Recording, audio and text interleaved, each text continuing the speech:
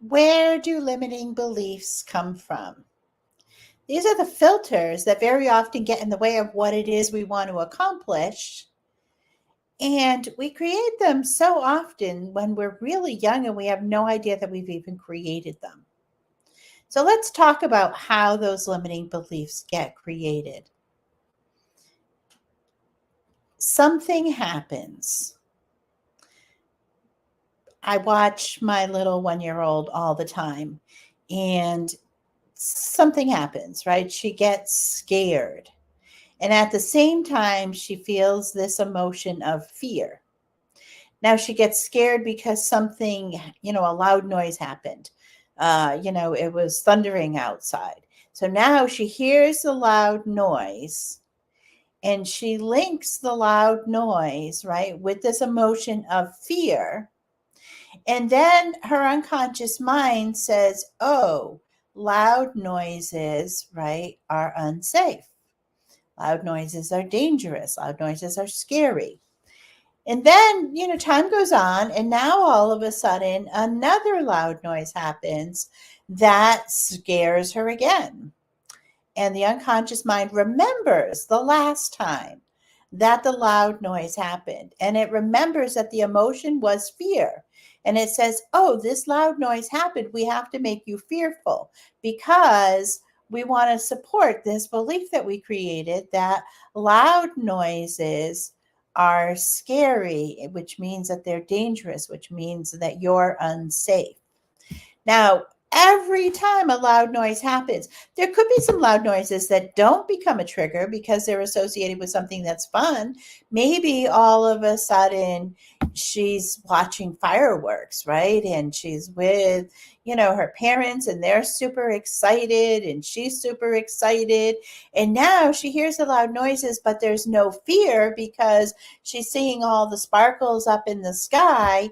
So that allows that to just go by and not become a trigger because the emotion isn't there to be able to connect to that belief. The next time another loud noise happens, maybe all of a sudden, she lives in the, woods and she hears a gunshot from somebody hunting, or lives in the city and hears a gunshot from something, you know, even more serious than that. And all of a sudden there's a fear, right? Maybe her parents are experiencing a fear because they're like, oh, that's not good, that was too close. Or and then again, right, taking on that fear and saying loud noise and fear, right, the two go together, which means that loud noises, right, are scary, and that means they're dangerous, which means that they're not safe. Our unconscious mind has a phenomenal memory, like it can remember more than our conscious mind can. And it builds on that, right? It's about conserving energy. Our unconscious mind wants to keep us alive, and it keeps us alive by conserving energy wherever it can. That's how we develop habits. And so it then builds on the belief every time that it has a stimulus that's similar to that first one. And they say, let's see, let's look in the past. Has this happened in the past before? Oh, it did. The last time this happened, right? It was fear, right? Oh, make this person scared. And now that this person is scared, right, we have to attach the belief. Well, why are they scared? Because this is dangerous. This is unsafe. This person is unsafe in this situation. I think I explained it when I was talking about being bullied as a child, right? And that then I started creating these beliefs about, not having any worth or not being valued because of the fact that, I spent, many, many years in school just, hiding and showing up to class late because I was, trying to go, down the hallways after everybody else so that I could avoid, the bullies. And so I then developed a belief, right? As I practiced this behavior, I had this fear that would trigger up, and I had this associated belief. And then I just kept practicing it and practicing it. I started carrying it through. So my unconscious mind wasn't always saying, is this truly unsafe, right?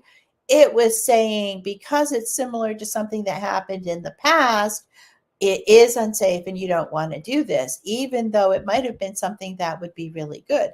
There can be times where you hear loud noises and that's a good thing, right? And that's a positive thing or a fun thing.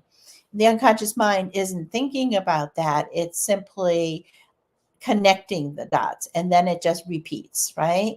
It just connects the dots, assigns the meaning, and as we continue to think about that meaning becomes a belief, and now we have this limiting belief that we carry around forever and ever and ever.